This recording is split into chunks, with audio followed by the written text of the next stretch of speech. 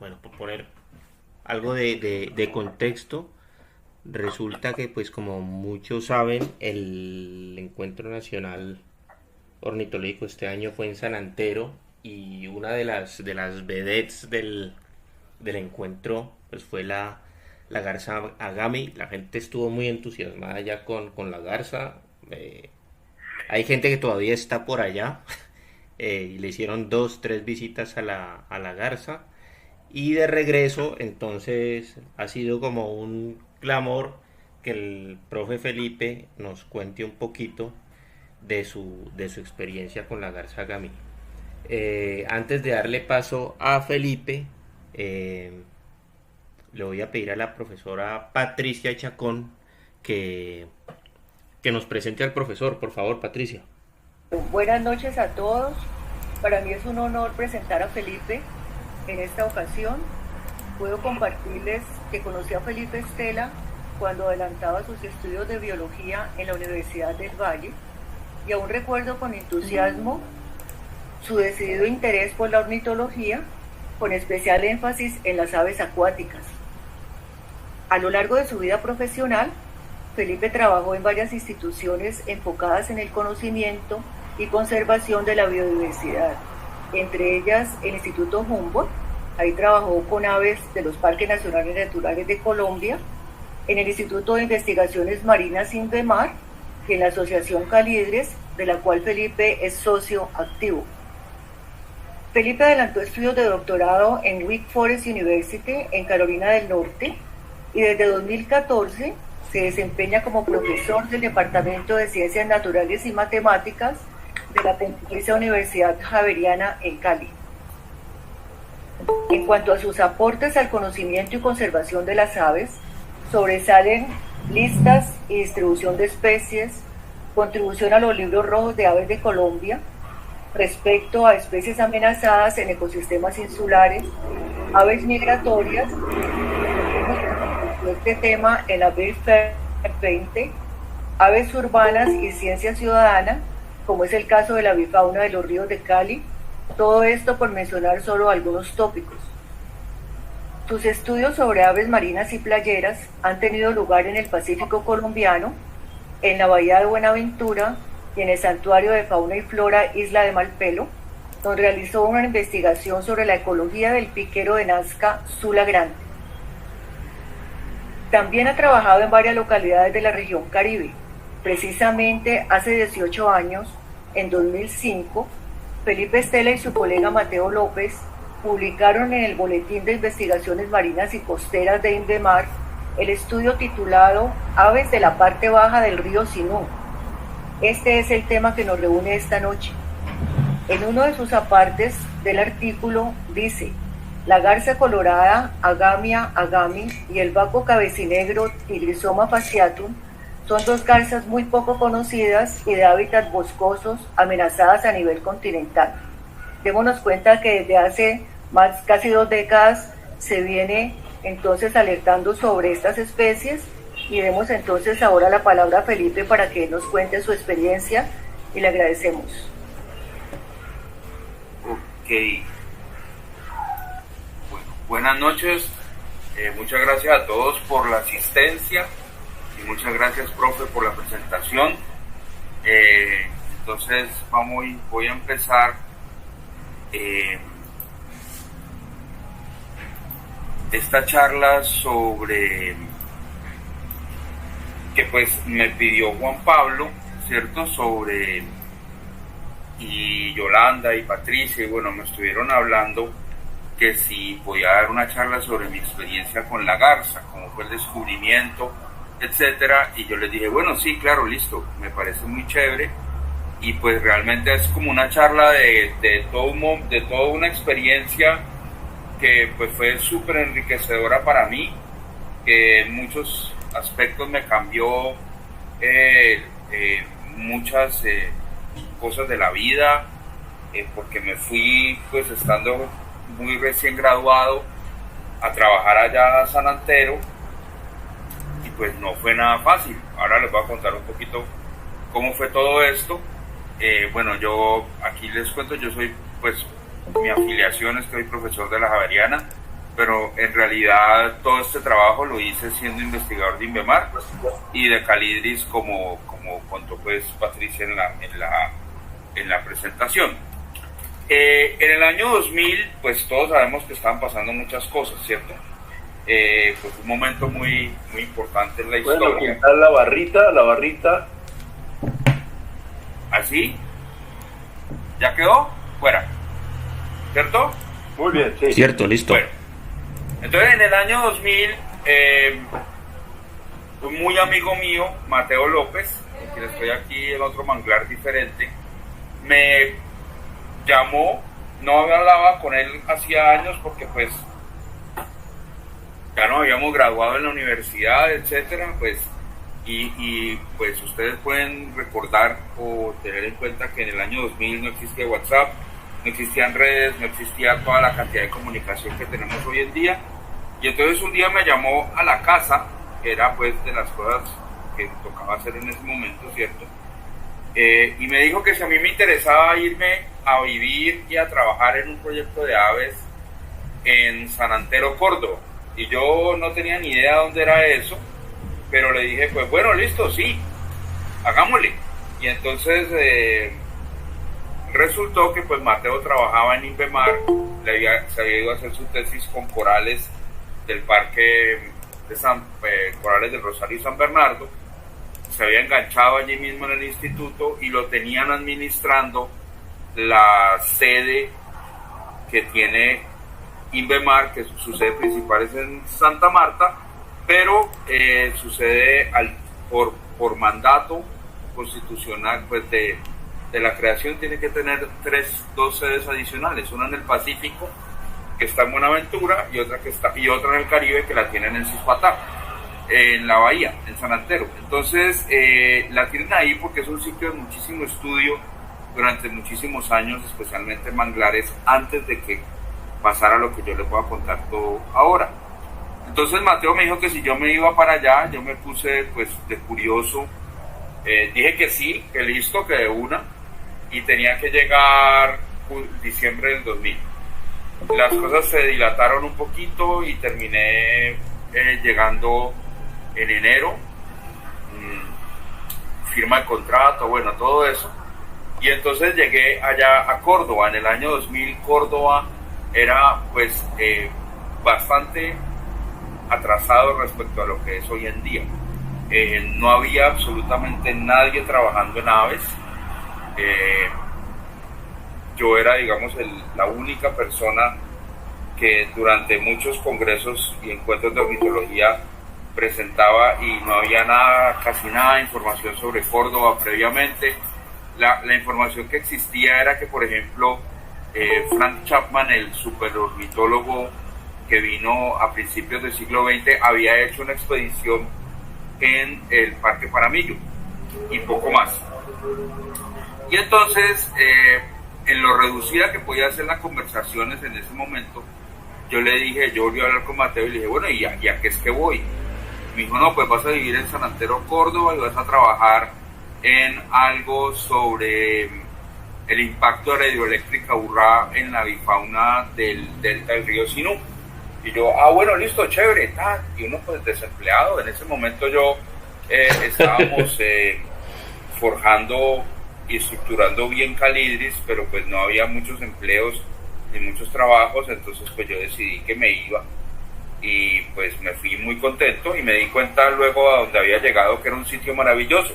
El río Sinú pues nace allá en el Parque Paramillo, allá nacen dos grandes ríos, el Sinú y el San Jorge, y este recorre toda esta llanura de Córdoba y desemboca allá en Cispatá y en el municipio de San Bernardo del Viento. Es una cuenca enorme, una cuenca con cualquier cantidad de problemas, pero también al mismo tiempo con muchísimas actividades económicas muy importantes, una gran cantidad de ganadería, muchísimos cultivos de arroz asociado a todo la irrigación que produce el río. En ese momento, las típicas historias que uno podía ver de Córdoba y sobre el Sinú era que se había vuelto a inundar el Sinú. En los 90s y 80s eso era la noticia permanente. El Sinú armaba tragedias por todo lado. Y para eso entonces el gobierno nacional había tomado la decisión de controlar lógicamente estas inundaciones y había decidido hacer la hidroeléctrica Urrá, que queda qué pena, una moto ahí, en Tierra Alta, Córdoba. Este fue un proyecto muy debatido y muy controversial por muchísimos temas ambientales y muchísimos temas culturales. Esto es territorio sagrado de los indígenas en Veracatíos y pues ya vamos a ver más o menos qué pasó. Y lógicamente es una de las zonas de mayor biodiversidad allá en el Parque Paramillo, pero pues la obra se hizo por interés nacional y como parte de la licencia de funcionamiento, la licencia ambiental que se le da a una obra de estas, tiene que cumplir unos parámetros, unas obligaciones de investigación y de monitoreo, entre las cuales está pues el trabajo que yo les voy a contar someramente ahora. La represa se construyó aquí donde dice Vereda La Mina, en el mapa, ahí se alcanza a ver todo lo que es el embalse. Es un embalse muy grande y es un embalse que inundó cualquier cantidad de territorio indígena, incluyendo cementerios, incluyendo muchísimas cosas sagradas para ellos y una gran cantidad de bosque. Eso pues lógicamente por muchísimos motivos se tenía que construir, pues por la regulación de todas las actividades económicas que había de ahí en adelante y pues garantizar la vida y la seguridad de muchas personas por las enormes inundaciones que causaba el río. Entonces pues ahí estaba la justificación para construir la represa. Esa represa tuvo unos costos ambientales y sociales enormes, como que por ejemplo al principal líder indígena lo asesinaron. Años después los paramilitares confesaron que fueron ellos los que habían hecho el asesinato, y durante mucho tiempo en protesta por eso el Ministerio de Ambiente estuvo tomado por los indígenas en Veracatíos, en Bogotá. El Ministerio de Ambiente queda pues ahí un poco cerca del Parque Nacional y estaba rodeado por los indígenas y era complejo entrar, y era durante 1 o 2 años fue como la situación difícil de gente viviendo allí en los andenes. Finalmente los movieron a un pedazo del Parque Nacional y la protesta pues finalmente nunca concluyó. Pues o sea, lógicamente ya la represa se construyó y la protesta dejó de tener pues mucho sentido, porque pues ya eso pasó y pues se quedaron inundadas estas tierras y muchísimas cosas más. Como parte entonces de la licencia ambiental que se planteaba que pues una obra de estas siempre va a tener mucho impacto sobre el cauce del río, entonces especialmente del río posterior a la represa como tal. Entre la represa y la desembocadura hay 200 kilómetros de distancia, pero son muchísimos, es todo un complejo lagunar y un complejo estuarino al final que se iba a ver afectado por la regulación del caudal. Entonces lo que sucede típicamente, y yo me enteré pues cuando llegué allá y me decían que es que esa era la pregunta que yo tenía que contestar, era si, y este término lo conocí pues cuando empecé a trabajar allá, era si la cuña salina por la regulación del río estaba afectando el delta y la zona estuarina. La cuña salina es que el río y el mar pues están en interacción continua, ¿cierto?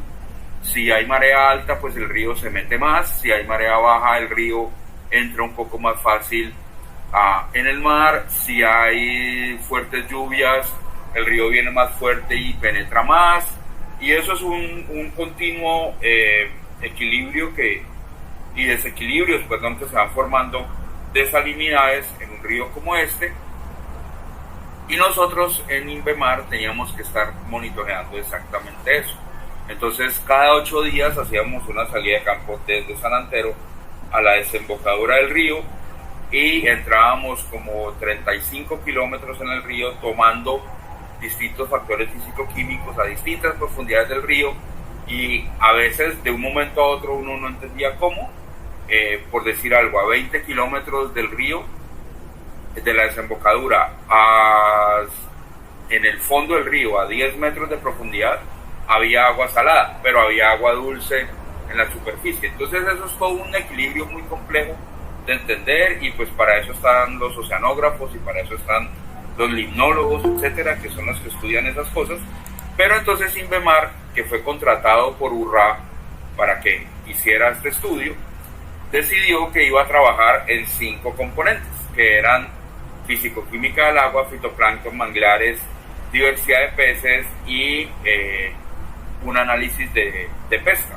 O sea, por un lado había la diversidad, o sea, una pesca dirigida a ver toda la diversidad asociada, y la otra, ver qué llegaba a los caladeros de pesca, a ver qué estaban pescando allá. Como Mateo estaba trabajando allá en Inbemar, él en todas estas negociaciones dijo que le parecía que sería muy importante poner un componente aves, y en Inbemar le dijeron, pero no tenemos a nadie que trabaje con eso, y dijo, pues yo se los consigo, aquí está, y ahí fue que empezó todo, y así me vinculé yo a esto. Entonces la pregunta era muy compleja de contestar, porque no existía una línea base para poder hacer uno alguna comparación de el funcionamiento previo de la represa, cómo era la bifauna antes del funcionamiento de la represa, y entonces tomamos como tiempo cero casi que la puesta en funcionamiento de la hidroeléctrica como tal, porque la hidroeléctrica empezó a funcionar en el año 2000 y empezamos el estudio en enero del 2001.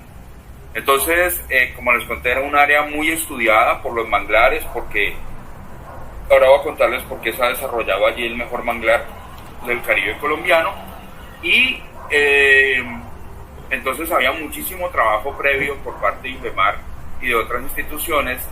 La Corporación del Valle del Sinú también trabajaba bastante en la zona, etcétera, y había muchísima información sobre el área, excepto aves. No había nada al respecto. Entonces, ¿dónde está el sitio en el que hicimos este trabajo? Esto es el Golfo de Morrosquillo, que en su parte norte tiene las islas de San Bernardo, que se comunican con las islas del Rosario. Es en este momento un solo parque nacional, y hay unas muy cerca de las otras. Y en la parte sur está 2 municipios de Córdoba, San Antero y San Bernardo. San Antero es conocido como el municipio donde se realiza el Festival del Burro y poco más, ¿cierto? Y San Bernardo, pues también muy poco más, excepto pues que hoy en día tienen muy buenas playas que se están usando para turismo. Como ustedes ven allí en el sur, entre los 2 nombres de San Antero y San Bernardo, hay una mancha verde enorme. Esa mancha verde es muchísimo bosque de mangle en esa zona, y pueden ver ahí que hay una protuberancia que es la desembocadura actual del río, pero después hablamos un poquito más de cómo ha ido cambiando eso. Entonces yo llegué y me encontré con que yo tenía casi que vía libre y una lancha casi permanente para yo recorrer toda esa inmensidad de estuario y de cantidad de caños que había allí. Entonces hacía un monitoreo mensual de más o menos 10 días cada uno en distintos sitios, iba, contaba aves pues con el rigor más impresionante pues de ornitólogo, así siguiendo pues todo lo que había aprendido, conteos de 10 minutos, las aves volando se ponían en una lista aparte, etcétera. Pero yo me encontré con que es que yo estaba en un sitio alucinante, y en ese momento mi tutor en la Universidad del Valle había sido el profesor Luis Germán Naranjo, que en ese momento se había ido a vivir a Estados Unidos para un trabajo en el que estuvo como 2 años. Entonces, hace 20 y pico de años, poco internet, etcétera, yo salía como un fin de semana al mes a Montería a medio juntarme de civilización un poquito, y allá entraba a un café internet y le escribía a Luis Germán las cosas que iba viendo, y Luis Germán, yo creo pues que se le brotaban los ojos con todo lo que yo le iba contando desde por allá, y en esas cosas pues le fui contando algunas cosas, ahorita les digo en especial, y él pues estaba feliz de todo lo que yo estaba encontrando por allá. Finalmente pues esta fue el área de estudio que encontramos, que pues me encontré. Esto es una zona enorme que va desde el río hasta la bahía de Cispatá, y para el estudio entonces ya estaba delimitada toda esta área. Cuando ustedes ven allí toda una cantidad de numeritos y localidades, eso era donde se estaban haciendo ya estudios de alguna otra cosa, y ahí yo tenía que montar toda una cantidad de estaciones de muestreo, y las montamos de acuerdo más o menos a unas visitas que yo fui encontrando en ese momento, como eran los hábitats diferentes. Había unas zonas de potreros, había unas zonas de humedales de agua dulce, había unas zonas de mangle como tal, había unas zonas en las cuales la salinidad era intermedia, entonces ahí pusimos también otros muestreos, había playas, había zonas de manglar muerto, etcétera. Entonces yo, con todo el juicio y toda la nerdura que podía tener en ese momento, pues hice el estudio más detallado que podía. Digamos que esos son los ambientes diferentes que yo estudiaba. Una cosa también importante para tener en cuenta es que las cámaras de ese momento eran pues realmente muy malas comparado a todo lo que vemos hoy. Yo hoy veo estas fotos de esa época y digo, qué vergüenza poner esto público, porque pues son unos borrones, desenfocadas, lejos. Bueno, tengo muchísimas fotos en diapositiva, en lo que eran antes las que se ponían en las pues como laminitas blancas, y uno presentaba eso en un retroproyector, pero eso ya pues las tengo y no son como pasables ahorita a digital. Y entonces esto es el mejor manglar del Caribe colombiano. No es el más grande, pero es el de mejor estado de conservación. El más grande es la Ciénaga Grande de Santa Marta, porque lo que sucedió aquí fue lo siguiente: en el río Sinú anteriormente desembocaba en la bahía de Cispatá, y hay mapas de 1700, de 1850, 1930, y podemos ver que el río llegaba casi hasta el mar y se devolvía, ¿ya? Y entonces, esos son procesos naturales, ¿cierto? O sea, los ríos se mueven en tiempos geológicos, o sea, a una escala de tiempo que nosotros en nuestra vida vemos poco, pero más o menos aquí en el valle podemos percibir algo con el Cauca, que se mueve y va formando madreviejas en algunas partes. Y en el Sinú esto estaba pasando también. El río se movía, o sea, pensemos que el río es como una manguera de alta presión de los bomberos y se suelta, entonces el río se empieza a mover por todo su valle. Ese río entonces estaba muy cerca de romper al Caribe, y más o menos en la década de 1940 los ganaderos de la zona se les ocurrió que era una gran idea romper el cauce del río allí, facilitar que ese proceso continuara, siguiera ya saliendo por allá, y soñaban con que entonces en toda esta zona donde desembocaba cerca de la bahía se iba a volver una zona ganadera, una zona que se iba a secar y una zona que iban a poder usar para ganado. No pasó eso, sino que los caños que ya había formado el río él empezó a desembocar en el Caribe, pero empezó a tener toda una comunicación con la bahía, y ahí se formó un estuario y un mangle gigantesco, una cantidad de ciénagas y una cantidad de mangle muy grande que digamos creció en la segunda mitad del siglo XX, y hoy en día pues continúa porque ya está muy protegido. Si ustedes ven la imagen, entre el 39 y el 20 hay una zona donde vemos que el río ha depositado tierra sobre lo que antes era mar. Eso es un proceso normal de sedimentación.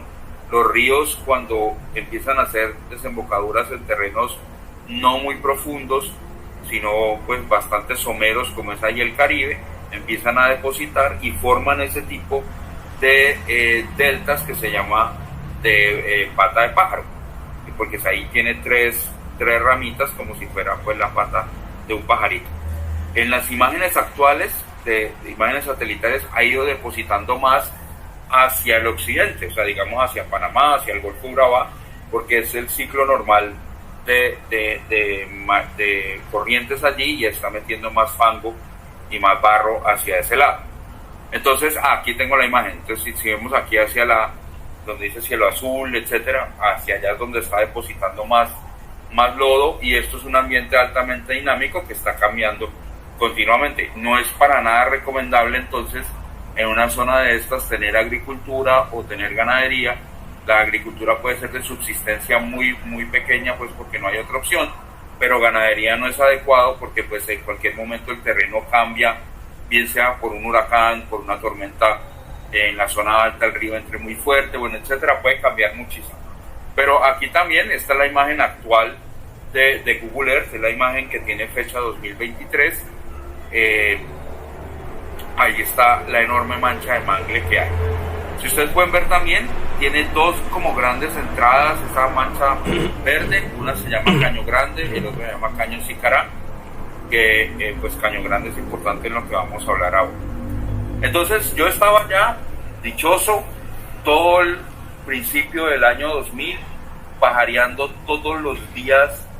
O sea, cuando tenía la lancha me iba absolutamente dichoso, cuando no andaba a pie, andaba en moto, andaba en lo que fuera, yo estaba desatado pues pajareando por todo lado. Había visto cosas impresionantes, ya tenía el registro de unas aves amenazadas como el chamón caribeño, que es pues de ojo rojo y es diferente, y que estaba conociendo muchísimas aves maravillosas y estaba, pues como les dije, feliz, estaba salido la ropa pues de la dicha que había allá. Estaba súper emocionado porque había encontrado el baco mexicano que se llama Tigrisoma mexicanum, que en el libro de la guía de Colombia, Hildy Brown, que era el único recurso que existía en ese momento, lo ponían como rarísimo sin confirmar para el país. Entonces yo estaba dichoso porque pues iba a poder escribir una nota confirmando la presencia, y después me encontré unos nidos. Imagínense, entonces ahí están los polluelos bien dinosauricos ahí, y estaba yo dichoso con todas estas cosas. Me había encontrado una ave nueva para Colombia, había escrito el artículo, bueno, después lo escribí y me lo valieron. Esa es una de las fotos de la segunda vez que se vio. Como ven, pues son fotos de una calidad absurda comparado con un grupo de Dagnis en el que estaban pues super fotógrafos como Juan Pablo, como Juan Carlos Hincapié, pues Pablo Ortega, etcétera, Tomás Magaña, con unas cámaras que pues hoy son, yo no sé, pues 50 veces más poderosas de lo que podía haber en ese momento. Y pues en ese momento las fotos eran de tener mucha fe de que eso era lo que uno decía que era. Hoy en día pues la situación sería maravillosa. Si me fuera de vivir ahorita ya tendría una cámara muy buena y estaría haciendo mejores aportes. Pero bueno, entonces yo estaba muy feliz, veía mapaches por todo lado, eso me tenía, o sea, yo no podía la felicidad de ver estos animalitos. Yo no sabía que estos animales eran de manglar, allá se llama la zorra manglera. Este pues animal le alegra a uno el día, pues inmediatamente lo ve, y eso era todos los días verlo. Y me había encontrado entonces una colonia en un sitio que se llama, una camaronera que había allá, que se llama Agrosoledad, y me había encontrado como en el mes de abril, de ir y explorar y buscar sitios distintos, me había encontrado esa colonia, y yo contaba bichos allá a las 5 de la tarde, pedía permiso para quedarme allá, de la oficina que no me autorizaban, que no podía salir la lancha tarde a llevarme, bueno, un poco de cosas, y yo alegaba y finalmente me dieron los permisos y allá está. ¿Es que todos somos así? ¿Cómo?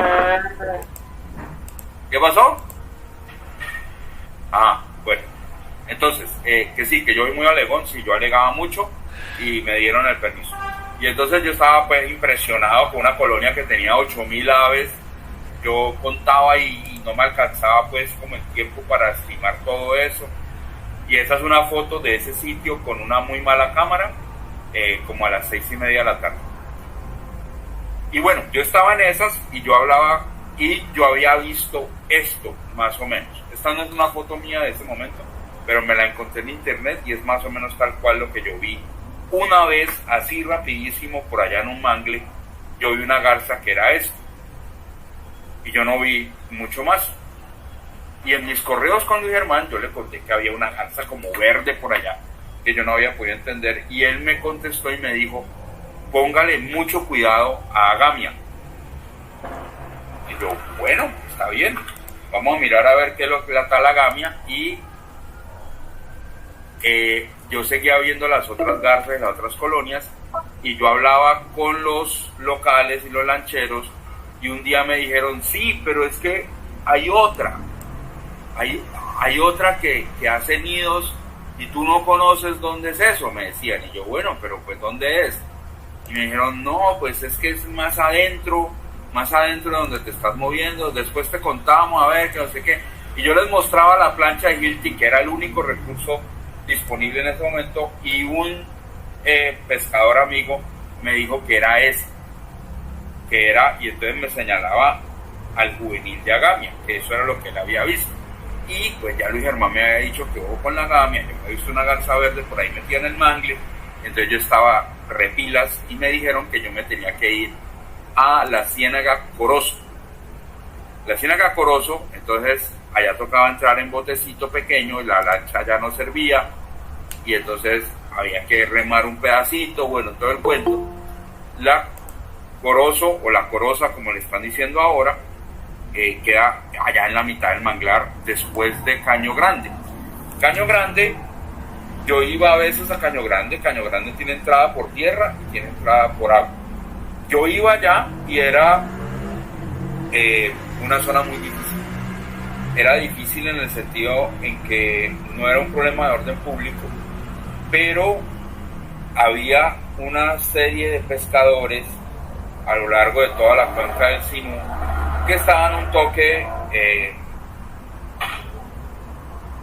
bravos contra todo lo que tuviera que ver con Urrá por todos los procesos de deterioro ambiental que se suponía iba a crear, o sea, llevaba 6 meses de funcionamiento la represa y ellos ya culpaban de todo, eso no funciona tan rápido.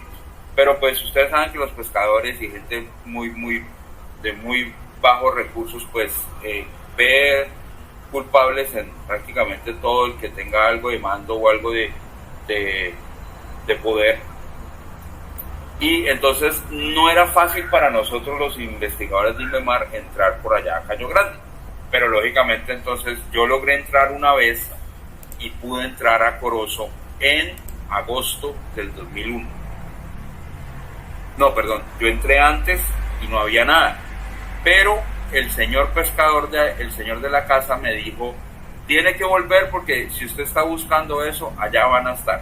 Y yo, bueno, listo.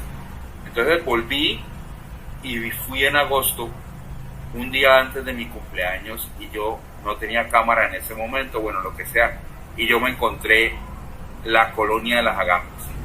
Y yo nunca la había visto bien, y yo casi me muero. O sea, yo sentí que yo no había visto en mi vida un animal más hermoso, pero lo que más me impresionó es que yo estaba esperando, o sea, yo tenía el anhelo de la Agamia, pero yo no sabía que estaba el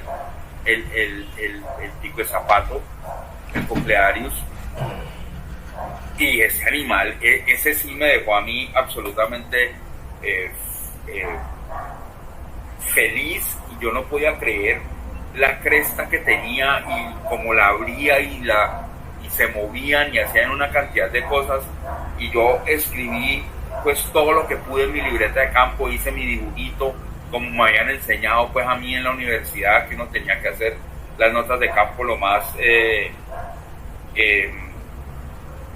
elaboradas posibles, bueno, todo eso, y yo quedé absolutamente fascinado y seguí yendo cada vez que podía, y entonces ya logré más o menos estimar los números, y entonces en la isla de esa ciénaga tiene una islita, yo llegué a contar hasta 110 de los coclearios, que allá les llaman paco, y 60 politos, que son las 60 agamias. Y yo las logré ya entonces ver en siguientes años, porque yo viví todo el 2001, el proyecto dejó de tener intensidad mensual, y empezamos a ir como cada 3 meses. En el 2002 yo trabajé en el Humboldt, no estuve allá, pero en el 2003 ya estaba de regreso en Calidris y me contrataban para ir parcialmente a hacer las visitas. Entonces yo ya la empecé a seguir y ya sabía más o menos las fechas, y yo iba, y esto era, pues ya empecé a tener una mejor cámara y tomé esta foto pues que está allí, enramadísima, bueno, todo lo que uno se pueda imaginar, pero pues yo la investigaba, medía los nidos, medía las alturas, o sea, estaba haciendo todo lo que podía para desarrollar un estudio lo más completo posible. Me iba para allá y era pues en unas condiciones realmente agrestes comparado a lo que era hoy, porque tocaba bajarse en la islita, pegarse unas embarradas de cualquier tamaño y todo, pero pues todo por la ciencia, ¿cierto? Y todo por la felicidad de ver esos animales. Y yo me iba para allá y empecé a contar cosas a los ornitólogos y a los pajareros amigos.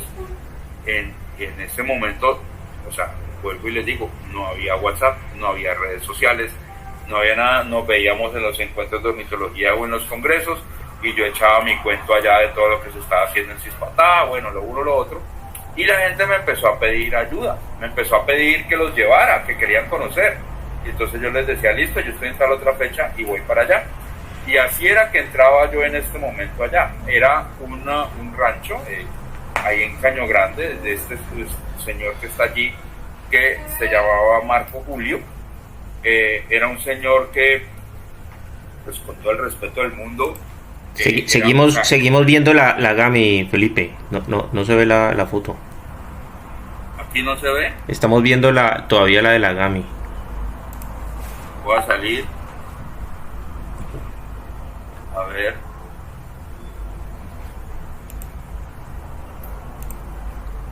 Voy a dejar de compartir y vuelvo. A ver. Ok, mientras yo les aviso que como tenemos unos 5 minuticos más, mandaré el link para la segunda parte por aquí por el chat. Y... ¿Aquí ya se ve?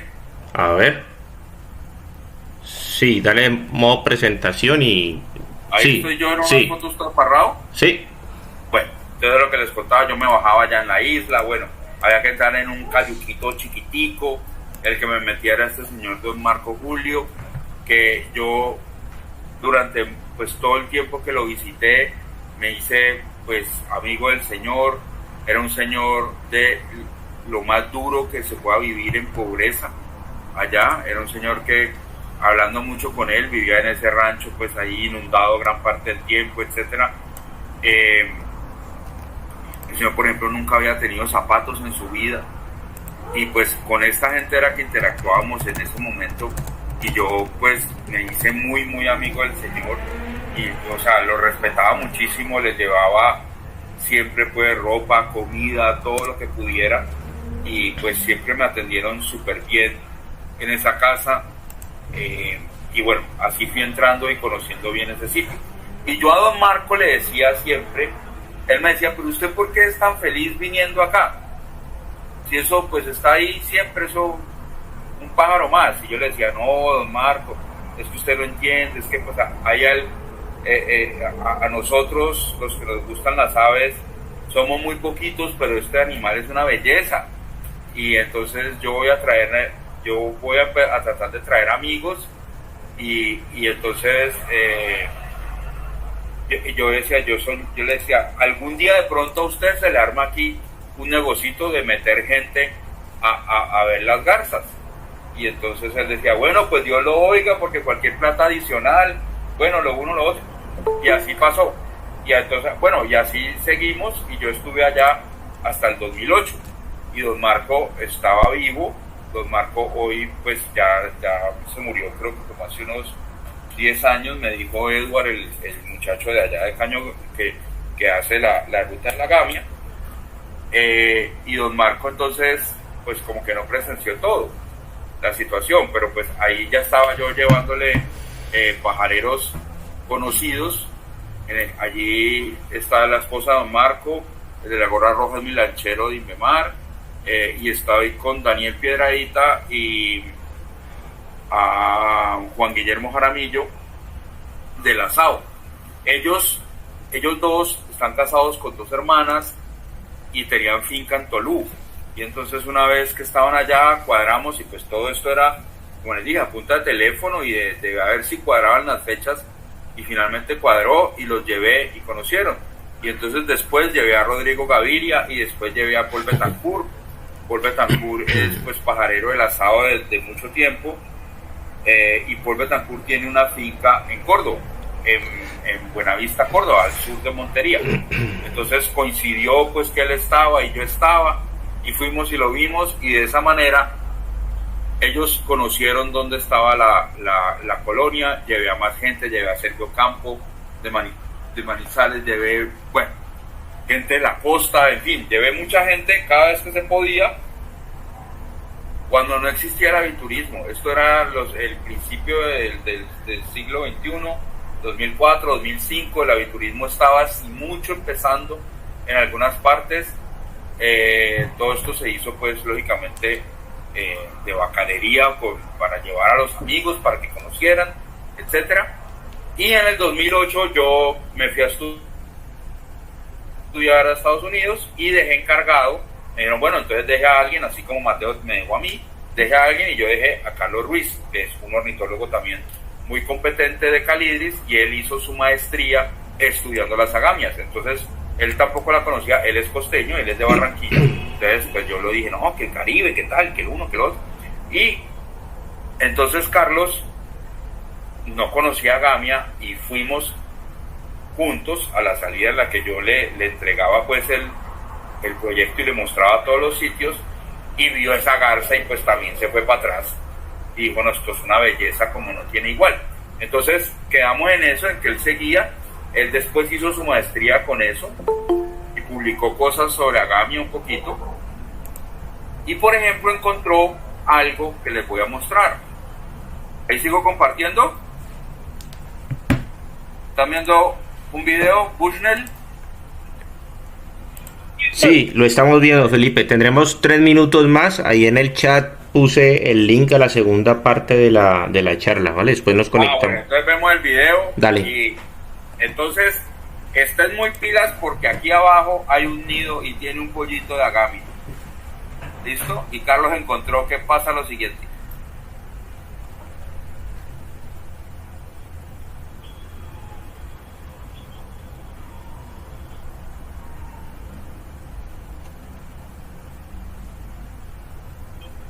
Él dejó cámaras trampa y empezó a ver una cantidad de comportamientos de estas garzas allá en la colonia, interacciones entre ellas.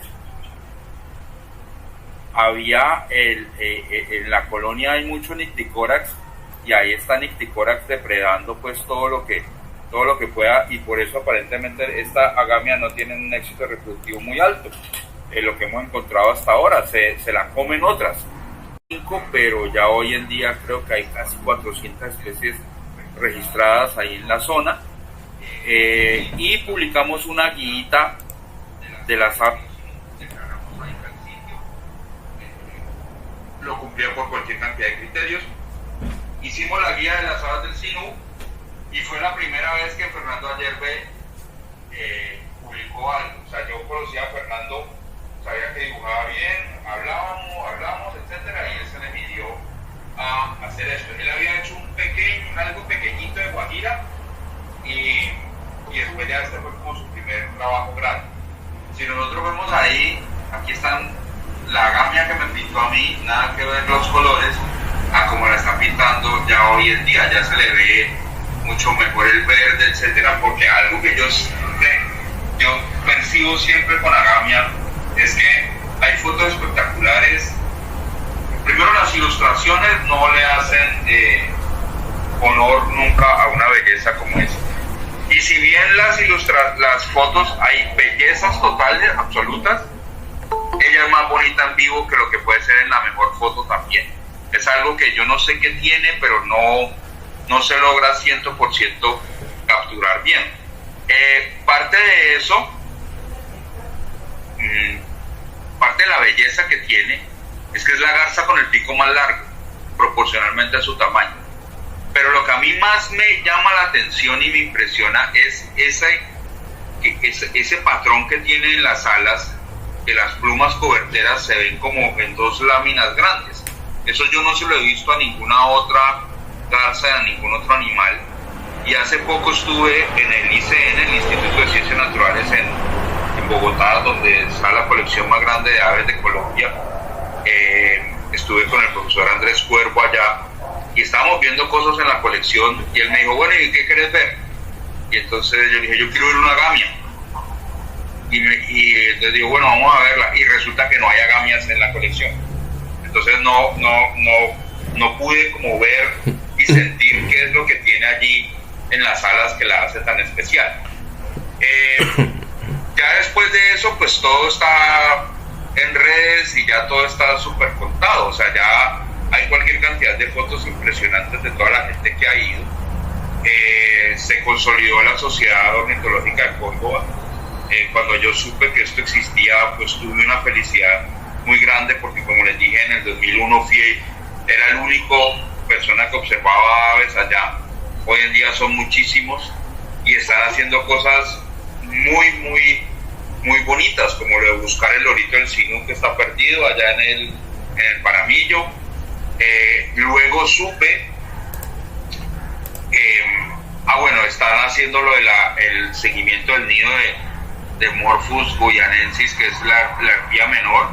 Yo tuve la dicha de ir ahorita como en abril y fui el día que nació el día que los guías de ahí locales, los de la finca que lo están monitoreando, se dieron cuenta que había pollito. Ellos decían que estaba el huevo y con dos amigos estábamos viendo los huevos y les dijimos, oiga, pero es que el huevo se mueve, como el puente. Entonces esos pelados miraron y se pusieron a llorar de la felicidad de ver que sí, que efectivamente ya había nacido el pollito. Ese día le pusieron Millo al pollito porque está en el Paramillo, y bueno, ya está grandísimo Millo, ¿no? Eso pues me dio muchísima felicidad también, pues lo del heno. Y entonces pues para mí es un honor y pues, o sea, una felicidad muy grande que todo esto se haya pasado en una zona tan hermosa, tan espectacular en todo sentido, y que la gente pues local ya haya gente allí trabajando. Después conocí a Edward Páez, creo que, Páez, perdón, que es quien hace más la ruta de la Gamia. Y Edward es nacido en Caño Grande, pero Edward tiene como 25 años, o sea que Edward pues salió también, es nacido en Caño Grande, pero salió pronto a Montería. O sea, cuando yo iba, Edward era un niño, ¿sí? Edward conoció a don Marco, sabe quién era, y él fue el que me dijo, no, murió hace como 8 años, y entonces pues yo aún sentía más felicidad que o sea, lo que soñé, que de pronto toda esa belleza lo conociera más gente, ahora lo aprovecha una persona local y lo están haciendo pues aparentemente muy bien. Yo no he vuelto allá pues no voy desde el 2008 allá al interior de la bahía. Mi gente muy cercana, Gloria Lentijos, estuvo hace unos 2-3 años y ella había tenido tiene mucha experiencia con el aventurismo, hizo la ruta de la Gamia. Yo la había llevado a ella antes, cuando yo estaba allá, pues ella había conocido la Gamia, la conoció después, la volvió a ver ahorita en esto de las rutas, y yo le decía, pero por favor deciden que eso está bien hecho, que eso está teniendo a la comunidad en cuenta, que la gente de ahí de Caño Grande, que no sé qué, dijo, todo está re bien, lo están haciendo bacanísimo, el guía es de Caño Grande. Entonces ahí fue que me pasó el teléfono de Eduardo y me dormí con él, y entonces todo eso me tranquilizó, pues como que un proceso bonito está pues bien hecho en este momento. Y justamente me dio mucha tristeza hoy, terminando de armar esta charla, buscando fotos y cosas de por allá, que nuevamente la violencia está retomando allá cosas de la zona, y pues me dio mucha tristeza que que estas cosas pues vuelvan a pasar. Lamentablemente esto es lo que hay en titulares hoy en día, pero pues yo creo que lo que tenemos que seguir es, sí, ojalá no se pierda la oportunidad de seguir viendo esta belleza, porque esto pues no tiene igual en Colombia, no tiene casi que igual en el mundo, porque no hay otra colonia de agamia activa para el turismo. Hay algunas cosas pequeñas en Costa Rica que eventualmente la ven, pero no en reproducción, y se sabe que hay una colonia gigantesca en Guyana Francesa, pero Guyana Francesa pues es muy poco explorada y el sitio no es muy factible de explorar muy bien. Dicen que es un pantano lleno de cocodrilos, que bueno, que no se puede entrar fácilmente. Entonces ojalá esto continúe, ojalá se siga pudiendo ver esta belleza animal. Para mí este es hasta más bonito que la agamia, me parece. Lo puse en mi libreta de campo. Yo puse ese día que la agamia parecía que tenía un vestido de novia y que este era hasta más bonito. Esto es fuera de serie. Este yo lo vi algunas otras veces fuera de la colonia, pero muy poquitito. Agamia sí la vi más veces fuera de la colonia. El Paco Paco es muy nocturno, entonces por eso algunas salidas nocturnas lo pude ver y oír también, pero es bien raro. En otras partes hay Paco Paco en el país, en Leticia, en Puerto Nariño se ha visto, o sea, hay zonas donde se puede ver, pero agamia es muy poquito. Como les conté, yo no había vuelto, fui este año porque fue el Congreso de Zoología.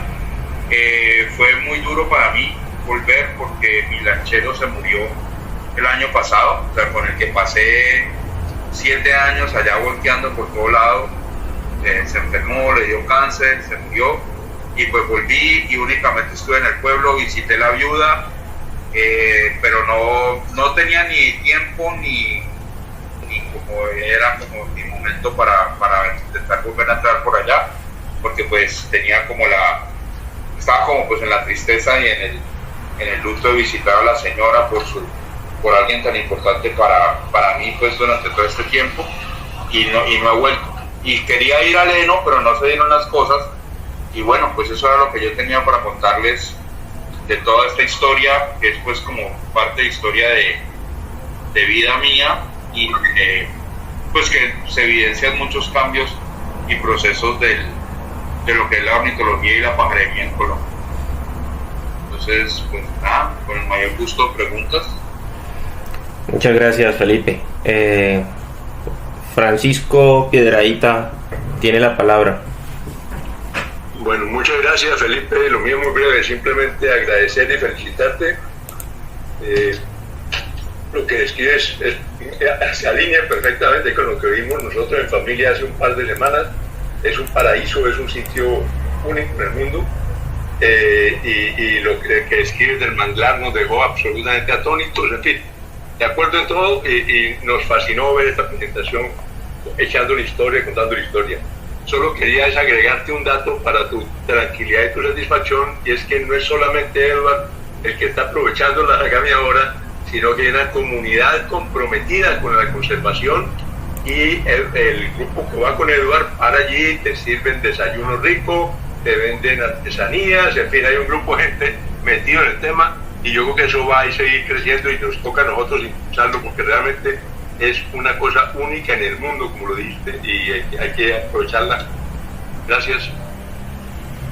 No, Francisco, muchísimas gracias. Eso sí, me alegra mucho. Yo aquí muchos años después confieso que o sea, que a mí me daban un tintico allá el señor Marco Julio, pero yo veía que la esposa sacaba el agua del caño y yo era como que, uy, yo cómo me voy a comer, me voy a tomar esto, esta vaina me va a pegar la parasita de la vida. Y entonces yo confieso pues que muchas veces se descuidaron y boté el tinto porque eso era incomible en ese momento. O sea, eso habría sido pues la disentería más salvaje.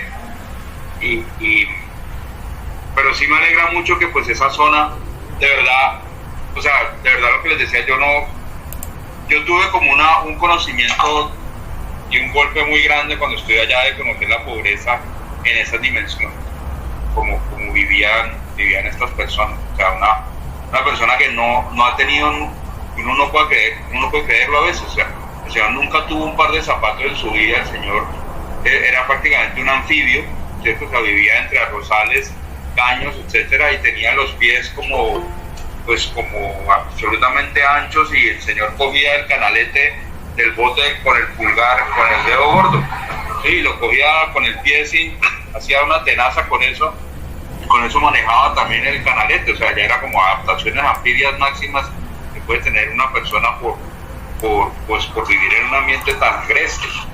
Y por ejemplo, con el Señor yo hablé muchas cosas en todas estas entradas por allá. Yo le decía: don Marco, ¿y usted cuántos hijos tiene? Pues yo tuve 5. ¿Y dónde están? No, pues hay uno por aquí, a veces viene, los otros se fueron. Y yo le dije: bueno, ¿y no sabe nada de ellos? Y yo: no, mejor se fueron, y aquí para criar pobreza y para criar hambre pues no había mucho, entonces mejor que se hayan ido. Tuve unas conversaciones de la vida pues durísimas allá, y así fue que pues conocí, y a mí me alegra enormemente que todo esto, que digamos sea como mi granito de arena al aviturismo nacional, es que pues yo les encontré esto y lo difundí a todo el que pude en ese momento. Gracias, Felipe.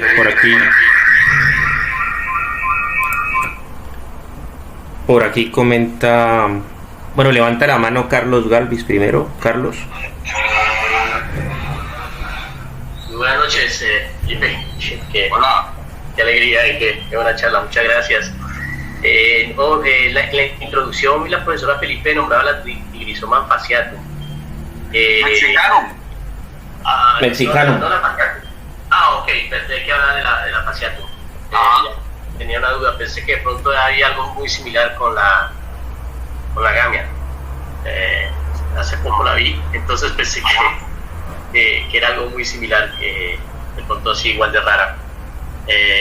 Y bueno, yo también quería aprovechar pues todo este gremio que hay de pajareros y de expertos que hay aquí. Bueno, como muchos de mis amigos saben, también trabajo bastante con anfibios y reptiles, y pues el tema de las serpientes a veces me permite ingresar a zonas, invitado por comunidades donde tengo la posibilidad de ingresar a ciertas zonas, y pues yo aprovecho para pajarear, que soy, digamos que también me considero pajarero, pues. Y estuve hace 3 semanas, más o menos un mes, en el Cabeceras, en San Juan, y observé un ave. De pronto me salga el tema de la garza, pero pues quería aprovechar que están ustedes aquí. Es un ave, un pajarito muy pequeño, de pico largo y de ciertos puntos como agua marina en el pecho, y la verdad que no encuentro nada parecido en las guías. Entonces como que dejo ahí la inquietud, porque pues no soy, digamos que tan experto como ustedes, pero tengo la sensación de que posiblemente haya algo nuevo. Entonces dejo la inquietud en esa zona, de todos quienes puedan explorar ahí, justo ahí en la comunidad de Cabeceras, en el río San Juan. Creo que de pronto puede ser una posibilidad de algo, y que de pronto puedan tener la posibilidad de esa zona. No, pues Carlos, muy chévere, pero pues vamos. Eso me motivó a comprar una cámara. Bueno. Porque la verdad que me mortificó mucho no tener un equipo ahí bueno, y pues ahorita lo hice, ya compré, pero tengo la esperanza de ir. Posiblemente tenga que regresar. Un tema que estoy trabajando con esas comunidades de accidente ofídico, entonces apenas tenga que regresar a la zona lo tendré presente, porque si quisiera ir con algunos de ustedes, también expertos, si tengo la posibilidad. Bueno, claro que sí. Porque la verdad que es una posibilidad de encontrar algo nuevo.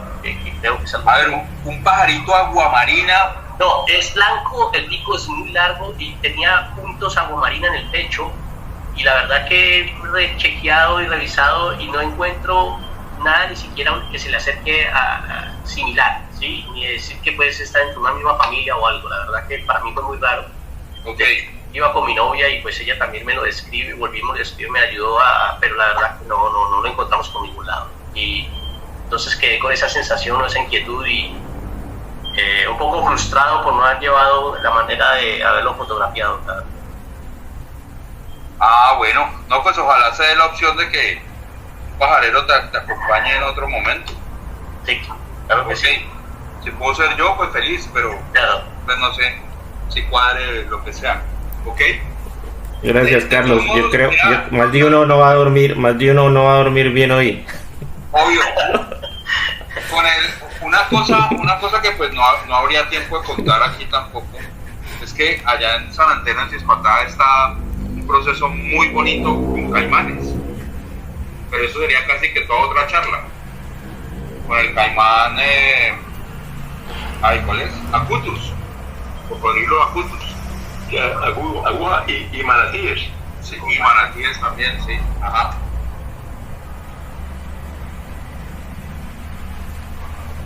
Yo mientras, Felipe, si me permitís, pongo unas foticos que me mandaron gente que estuvo por ahí Ok. en el Encuentro Nacional Ornitológico. Y mientras puede ir preguntando María Isabel Mantilla, que levantó la mano. Ajá.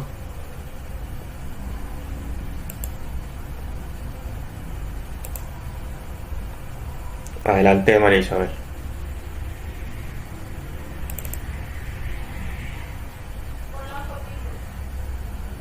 No le en el micrófono apagado.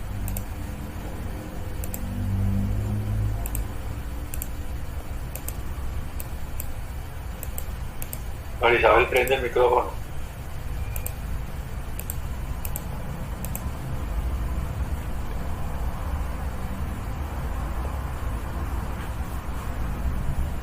María Isabel, tenés apagado el micrófono. ¿Se ven las foticos mientras? Sí, se observa.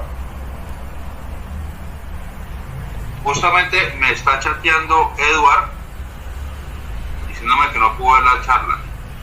Me imagino que la siguiente cosa que me dice es que si la puede ver. Esto que está grabada, ¿cierto? Sí, la estoy grabando en principio. Espero no haberla embarrado, pero en principio la estoy grabando. Bueno. Voy mostrándole unas foticos de Marta García Izquierdo, ahora que hablabas de la dificultad para... Ah, bueno, antes de eso, y antes Sí. de que María Isabel logre resolver su micrófono. Yo una vez supe, y esa es una de las cosas que a mí más me puede como dar escozor. Uno de estos grandes fotógrafos nacionales actuales, no muy actuales, esos que tienen un ego así más grande que ellos, decía que él no iba a ir a ver la gamia porque la gamia era muy bonita, pero como eso era en un bote y en una situación en la que no quedaban muy bien las fotos, pues él no iba a desperdiciar su tiempo y su gran capacidad de fotógrafo en unas fotos que no quedaran buenas. Cuando yo supe eso, pues más o menos algo de violencia se generó en mí, porque esas son una de las cosas que yo a veces no comprendo, yo como pajarero, y yo que tengo grandísimos amigos fotógrafos, yo sé que los que son mis amigos, los fotógrafos, aman sus fotos y aman las aves que están tomando, pero hay otros fotógrafos que lo que quieren es aprovecharse de una modelo hermosísima como las aves, ¿cierto? Para decir que toman muy buenas fotos. Y en ese gremio de fotógrafos yo no comulgo con absolutamente nada de lo que está allí, de esa actitud hacia las aves y hacia la fotografía de aves. Cuando yo supe eso, yo nada más dije, pues, qué ser tan miserable. O sea, no sabe lo que está perdiendo, porque es que no son sus fotos lo que va a valer allí, es la experiencia que va a tener. Es que llegar allá es espectacular. O sea, hay que, no sé si ahorita están entrando por tierra o están entrando por mar o por ambas cosas, pero salir por mar, hay que salir a la bahía, entrar a un caño que cada vez se va haciendo más pequeño, más pequeño, más pequeño, hasta que se llega ya al caño grande, luego pasar al cayuquito, y bueno, todo eso es una experiencia de vida única, pero pues, en fin, ya. Pero igual que tú, pasamos de barca, de lancha motor, a canoa de remo y entramos pasando por manglares fabulosos. Pero quiero agregarte que aún para tu amigo o tu conocido miserable, tienen una plataforma que han hecho al frente de la isla de Mangle, donde puedes hasta ese sector te puede ir a tomar un fotoquieto. Bueno, listo, buenísimo por él. No, con estos fotógrafos ya es otra cosa. Eso daban codazos a ver quién se subía primero al bote y volvieron y volvieron allá 2 y 3 veces. Bueno, aquí te muestro voy mostrando las foticos de Marta, que son muy bonitas. Aquí muestro una segunda fotico. Bueno, y María Isabel no pudo... María Isabel quería agradecerte, quería agradecerte básicamente por tu charla. Ok. Bueno. Mucho gusto. Mira, Gracias a él. Qué belleza. Mira qué bonita, ahí se puede apreciar lo que comentabas, las dos cosas que comentabas, ¿no? Lo del pico y lo de las 2 láminas. Es pico larguísimo, sí, muy linda. A ver, ¿qué más? Esta otra también está muy bonita. No. Esta ya es mía, que ya se nota la merma en la calidad. Pero como decías que uno quiere las fotos, pues la que más me gusta es esta, que se ven los pollitos ahí, y había 3. Ajá. Ya veremos. Ha pasado el Nicticorax por ahí. Vamos a ver cómo les va. Bueno, ahí se alcanzan a ver. Y esta de Gonzalo, el profe Gonzalo, que también está hermosa la foto, sin que sirva de precedente. Y bueno, si alguien tiene alguna otra pregunta o comentario, adelante. Patricia, quien levantó la mano. María Isabel también, pero no sé si es que ya está levantada. Felipe, yo quería preguntarte un poco más sobre la reproducción.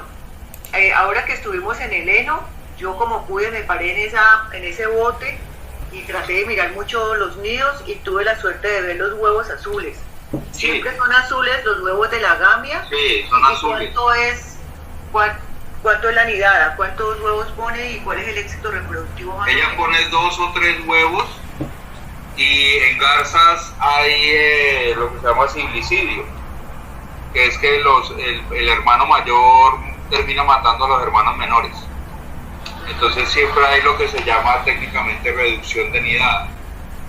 Entonces, en el mejor de los casos, levanta solo uno.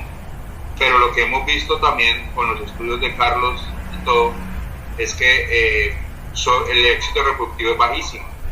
Es como del 30% o menos al total de la colonia. Logran sacar un pollo. Entonces es como bien bajito. Es que pues hay mucho depredador allí. Pues están los Nicticorax, que ahí vimos en el video que se comen los pollos. Yo me imagino que el Coclearius, pues por ese picote también debe comer pues lo que se le pueda atravesar, pero hay micos, hay culebras. Claro. Bueno, hubo una foto espectacular durante el heno de un Buteogalus, una de las águilas cangrejeras, comiéndose una gamia, ¿no? Una dulce. Sí, un Buteogallus urubitinga, sí. Sí, y toda la historia, toda la biología siempre diciendo que las colonias están en islas para evitar los depredadores terrestres, pues sí, claro, ahí hay menos culebra y todo, pero yo vi a los monos nadar. O sea, yo vi unos cariblancos nadando para la isla, y yo decía, vergajo, yo le voy a pegar un canaletazo aquí para que no me vaya a robar nidos, pero hacen esas cosas. Sí. O sea que a las pobres garzas les da duro. Por aquí dice a Andrés Villamil: Felipe, gracias, historia de corazón y perseverancia, gran logro por las aves. María Fernanda Rivas te felicita y agradece por compartir tus experiencias. Juan Fernando Gómez dice: fotografía en bote da mal de tierra luego, que lo diga, o sea, yo, sí, lo da. Sí, Yolanda dice, para mí fue mágico el viaje, esa belleza y lo que sentí al salir del manglar y ver esa isla llena de garzas fue indescriptible. Admiro lo que está haciendo la Sociedad de Ornitología allá y felicitaciones, Felipe. Kevin Carrera, muy buenas experiencias, Felipe, qué bueno conocer el comienzo de toda esta ruta de la gamia y que todo el trabajo que se está haciendo desde la SOC vaya por buen camino. Esperemos que la experiencia haya sido del agrado de todos. Albeiro Erazo dice muchas gracias, excelente charla, profe Felipe. Y puede hablar Gonzalo, que tiene la mano levantada. No, yo solamente quería mencionar que me hubiera gustado mucho recibir esta charla como una introducción al heno. Hubiera sido muy bueno para nosotros los que fuimos haber tenido esta charla. Y felicitaciones, Felipe, muchas gracias por la charla. Fue muy ilustrativa para todos. Gracias, Gonzalo, gracias. Pues mira, yo no lo había querido decir. Yo le propuse a la organización del heno en algún momento que yo pueda ir y dar una charla sobre esta situación, pero no se dieron las cosas. O sea, no es que ellos no me llevaron ni nada, sino que mi tiempo tampoco cuadraba, estuvo complicado, yo no tenía certeza si yo podía disponer de ese fin de semana porque tenía varias cosas, varios trabajos pendientes, entonces no se concretó lastimosamente. Era una oportunidad pues muy especial para haber estado allá, pero no se concretó. Pero en el momento en que había que concretarla no pudimos y pues no hubo forma. Hay una pregunta de Marta García. Marta. ¿Okay?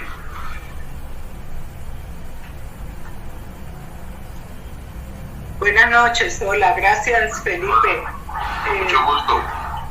¿Cómo van? Es una excelente oportunidad para complementar las dos visitas que hicimos a La Corosa. Ahora durante el heno fuimos con el heno y después desde San Bernardo del Viento fuimos por tierra a La Corosa. Muy bello toda la experiencia y con tu charla pues más enamorados todavía de Córdoba, que la visitamos con frecuencia.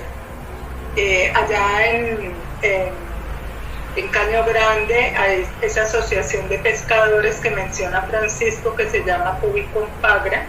Allí les mandó Camilo el contacto de Ekenet, se llama el señor. Ekenet Negrete.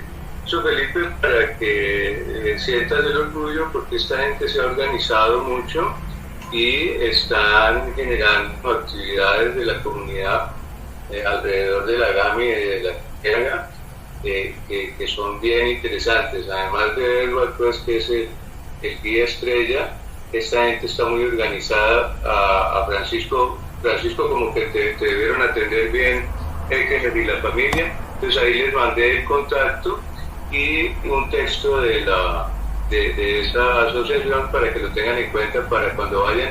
Y ir desde San Bernardo es mucho más rápido y más fácil, porque en San Bernardo una motocicleta lo lleva a uno un recorrido de 25 minutos, atraviesa una base y después otros 30 minutos y llega uno a la comunidad donde los llevan a La Corosa. Eso les quería contar. Qué bueno. Qué bueno. Sí, Chévere. es fácil llegar, es muy fácil por ese lado. Excelente. Ok. Chao. Bueno, muchas gracias a ustedes. Por ahí que pongas el contacto, Marta y Camilo, si lo puedes poner en el chat. Pregunta Alexandra Rueda. Tiene una pregunta Luis Eduardo Camacho. Dale, Lucho. Sí, pregunta, y la digo yo. ¿Hay otra especie en Colombia que pueda tener una historia parecida a esta? ¿Cómo? Pregunta Luis, que si hay otra especie en Colombia que pueda tener una historia parecida a esta de la gami. Pues yo no sé. Pues probablemente sí. No sé quién haya... Sí, hola, buenas noches a todos.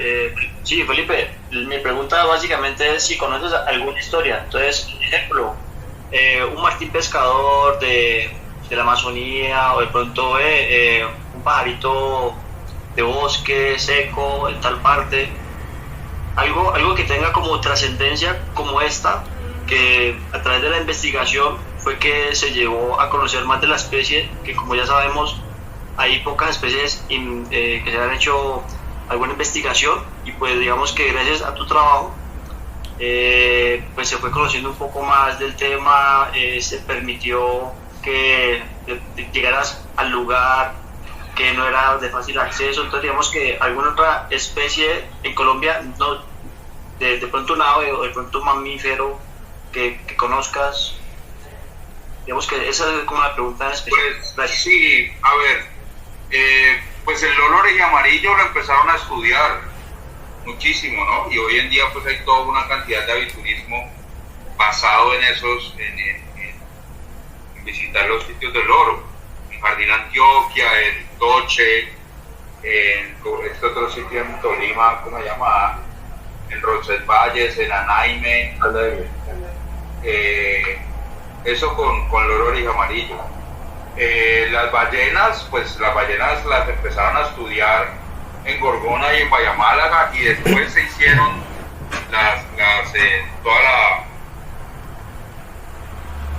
todas las actividades turísticas en torno a ir a visitar ballenas, y ya no se están estudiando, ya está básicamente solo turismo. Pues por ahí, así se me ocurren estas. A Paroxitaca Fuertesi también, yo creo que el sitio famoso ahí en Pereira, en Los Quebrados, ¿dónde es que es? Por Caderales, Santa Rosa, ¿no? Allí también la descubrieron investigándola, y ahí ya está todo el turismo ahí montado para verla.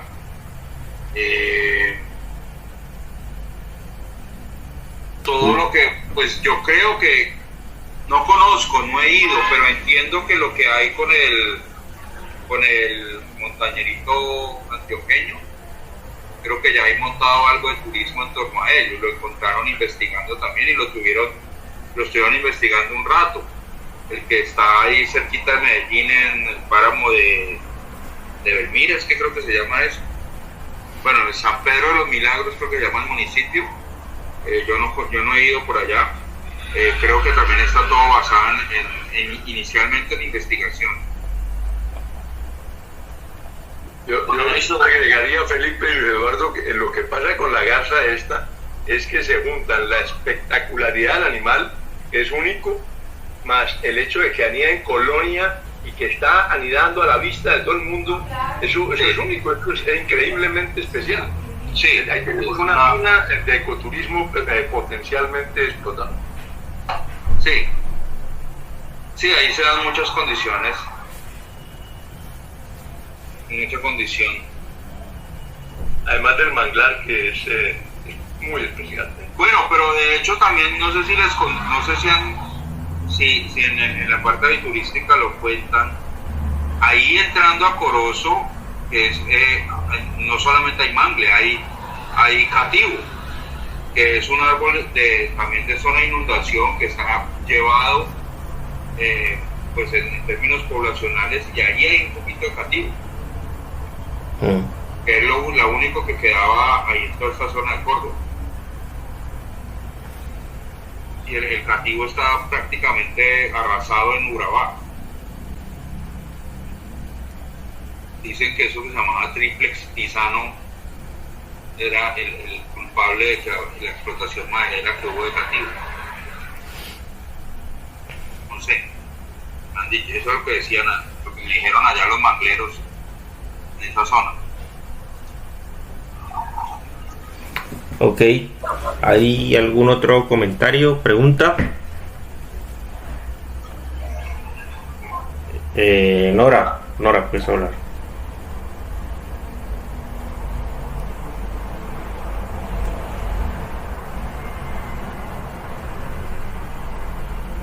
Pues abre tu micrófono, Nora, que lo tienes cerrado.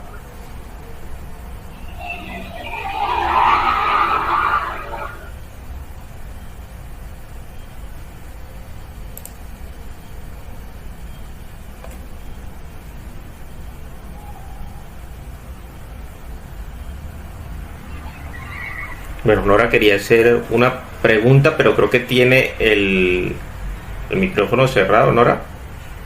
Sí, ¿ya me escuchan? Sí, ahora sí, dale. Ok, Felipe, primero muchas gracias, no conocía esos detalles. He estado visitando varias veces con Edward allá en el Caño Grande, etcétera, etcétera. Me llama la atención esas predaciones nisticoras de las garzas brujas y tal vez de otras garzas que estén ahí. ¿Valdrá la pena monitorear, digamos, que esas poblaciones van bajando o van aumentando las predaciones como para planear recoger alguno de los huevos, pone 3, coger 1 o 2 y con incubadora sacarlos y criarlos para ir aumentando las poblaciones en un futuro? ¿Qué piensas de eso? Pues Nora, mira, yo pienso que eso es natural. O sea, si se la comen las nisticoras, las nisticoras no tienen la culpa de comerse el pato. No, yo estoy de acuerdo, entonces, pero si hay demasiadas nisticoras, hay menos agamias. ¿Ah? ¿Qué?